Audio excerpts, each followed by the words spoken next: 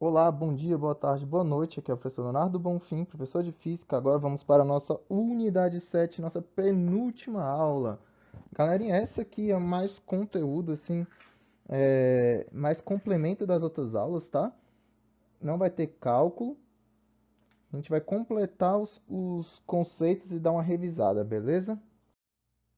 Então vamos lá, forças de interação entre as cargas. A gente tinha a força magnética, que ela é perpendicular, a gente fala, o símbolo de perpendicular é essa.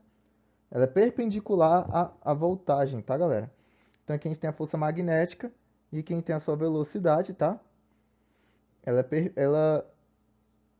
ah, ela tem uma linha ao longo do tempo que faz mover sem sofrer a força magnética, tá? Sem sofrer uma mudança por causa da força magnética. Lembrando que o B é o campo magnético, aqui é paralelo e aqui perpendicular, beleza? Então a força é igual a zero quando a velocidade é paralela ao campo magnético. Então a força magnética é proporcional à carga quanto à magnitude de sinal. E quando a gente tem uma carga se movimentando de um sentido negativo, a carga positiva vai estar no sentido oposto e vice-versa, tá? Lembra lá, quando a gente muda a carga, né? Quando a gente muda o sentido da corrente, a gente muda o polo. Então, se eu tivesse lá do norte para o sul, se eu inverter a carga, vai do sul para o norte. Ou seja, do positivo para o negativo ou do negativo para o positivo. Todas as direções da velocidade v e magnitude é diretamente proporcional ao componente v dada pelo seno. Então, a gente vai ter que ter o ângulo aqui também, tá? E esse ângulo é de 180 graus. Esses cálculos aqui é mais parte matemática, para vocês entenderem como é que funciona, beleza, galera? Eu não vou estar cobrando esses tipos de cálculo.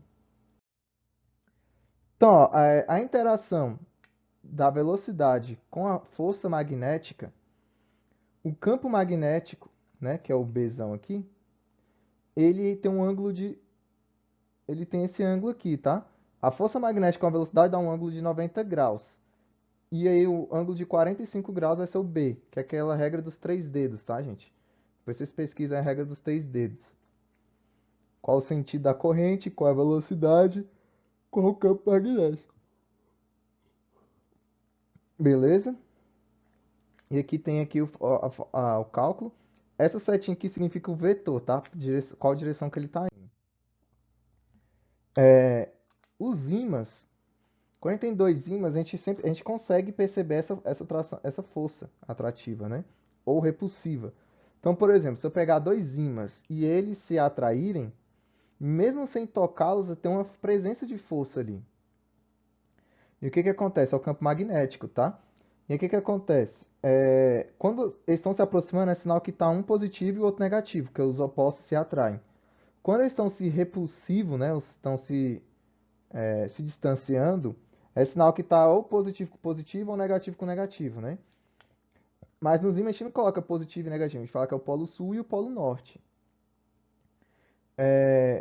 Em laboratórios, a gente não consegue tirar o polo sul e o polo norte. Não existe isso, tá, galera? Eu vou explicar isso já já. Então, ó,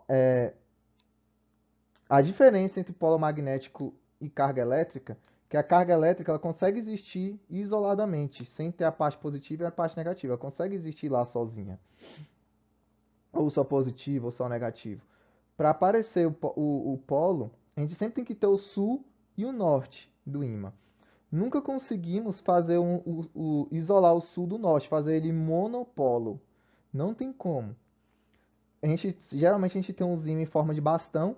Eu posso quebrar esse bastão em infinitas vezes, que sempre vou ter uma parte de polo norte e uma parte de polo sul. Então eu não tenho como fazer um ímã ter apenas um polo. Isso é uma característica magnética desse material, desse metal, beleza?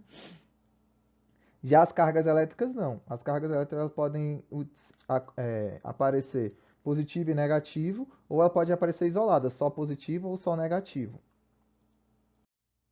Condutor. Quem lembra aí do segundo ano do ensino médio, né? A gente falou sobre condutores e isolantes. Os isolantes são todos aqueles materiais que não permitem a retirada dos elétrons livres, ele dificulta, assim tornando isolante. Já o condutor, ele tem uma grande facilidade de movimentar esses elétrons e aí ele se torna um ótimo condutor térmico e elétrico, tá? E aí o que que acontece? Esses elétrons livres vão estar em movimento. Você tendo esses elétrons livres em movimento, você está tendo corrente elétrica. E aí com a corrente elétrica você vai ter intensidade, aí você pode gerar voltagem, etc, etc, tá? Interruptor. Então, o interruptor é esse pedacinho aqui, tá, gente? É o que tem na tomada, esse aqui é o interruptor de várias peças. O que que o interruptor faz? Ele abre e fecha o circuito. Então, quando eu tenho o circuito aberto, ele não transmite energia. Então, o meu equipamento vai estar desligado. Quando eu fecho o interruptor, estou fechando o sistema, logo eu estou ligando o meu aparelho. Então, o aparelho começa a funcionar, porque vai ter corrente elétrica. Beleza? Fonte de medidor de corrente elétrica. A gente tem vários aparelhos. A gente tem um voltímetro, um amperímetro. E como é que funciona? Ele tem que ter um eletroímã. Para quem não lembra o que é um eletroímã, é aquele ímã que eu posso mudar a polaridade e que eu posso ligar e desligar. E também eu posso diminuir ou aumentar a sua intensidade. Ele é fixado em um eixo que pode girar, que é esse eixo bem aqui. Temos um ponteiro preso a esse eixo.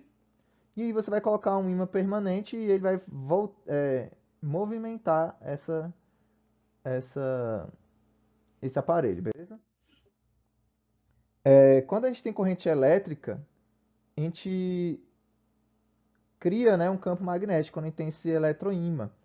E aí a gente calcula esse ponteiro através dessa locomoção desse ponteiro, tá? E aí, como eu falei para vocês, o eletroímã ele tem a capacidade de diminuir ou aumentar a sua força. E aí essa diminuição e esse aumento dessa força é o que eu consigo medir nesses aparelhos, beleza? E a gente tem um aparelho galvânico, né? Que a gente tem aqui um polo negativo e um polo positivo. E aqui eu vou ter um eixo rotacionando norte e sul. E ele vai ficar trocando essa corrente.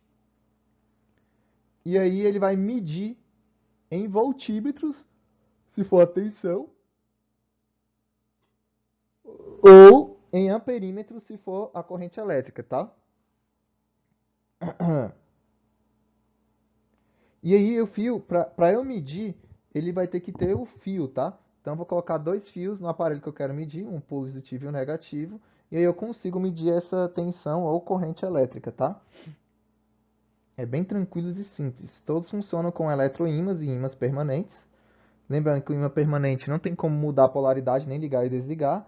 Já o eletroímã tem essas características de aumentar, diminuir, ligar, desligar, mudar, inverter os polos, etc. Então vamos aos exercícios. Esses exercícios aqui estão muito relacionados à aula passada, tá? Então vamos lá. Uma lâmpada A ligada à rede elétrica. Calma aí, vamos lá. Uma lâmpada A é ligada à rede elétrica. Ponto. Uma outra lâmpada B, idêntica à lâmpada A, é ligada simultaneamente em paralelo com A. Então lá, não está em série, está em paralelo, beleza?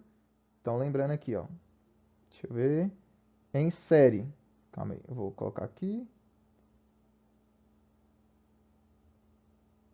Em série, vou ter um aqui e outro aqui.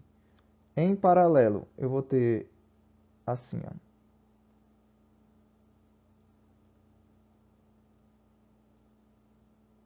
Vou ter dois caminhos aqui, tá? Então eu tenho a lâmpada A e a lâmpada B. Idênticas, tá? Desprezando a resistência dos fios da ligação, podemos afirmar que a corrente da lâmpada A aumenta. Não. Quando a gente tem a corrente, ela é fixa, tá?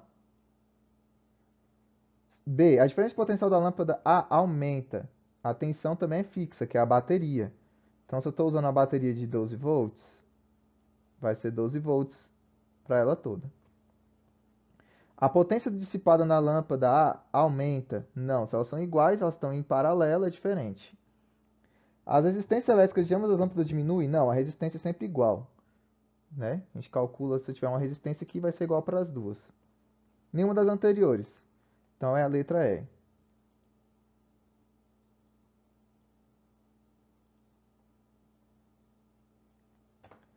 Número 2. As 10 lâmpadas de uma árvore de Natal estão ligadas em série.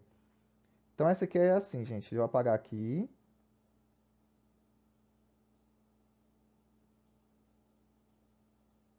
Em série. Então, ixi.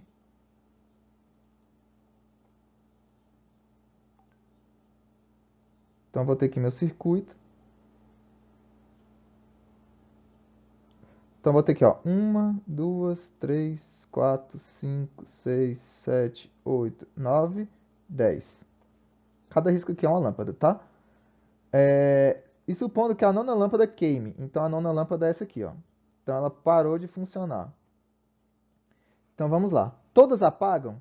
Correto. Por quê? Quando eu estou em, em paralelo, quando eu queimo uma lâmpada, eu fecho, eu abro o circuito. É a mesma coisa de ligar e desligar, tá, gente? E o que que acontece? Ele desliga todas as lâmpadas. Se fosse em paralelo, só as que estavam em série com ela que ia desligar, as outras não. Última. Em relação à rede elétrica e aos aparelhos resistivos de uma casa, são feitas as seguintes afirmativas. Exceto algumas lâmpadas de Natal, todos os aparelhos são ligados em paralelo. Correto. Então, ó, as lâmpadas de Natal são ligadas em série, tá, gente? O aparelho de maior potência é o que tem mais resistência. Errado. O disjuntor fusível está ligado em série com o aparelho protegido por ele. Sim. Por quê? Porque se ele quebrar o fusível, o fio, ele desliga toda a aparelhagem, ele protege. Então a 1 e a 3 está correta. Então a letra é. Eita, que eu risquei foi tudo aqui, gente. Letra E aqui, ó. E é essa a nossa aula, bem tranquila, foi complemento da outra. Fiquem com Deus e até a próxima. E bons estudos, né?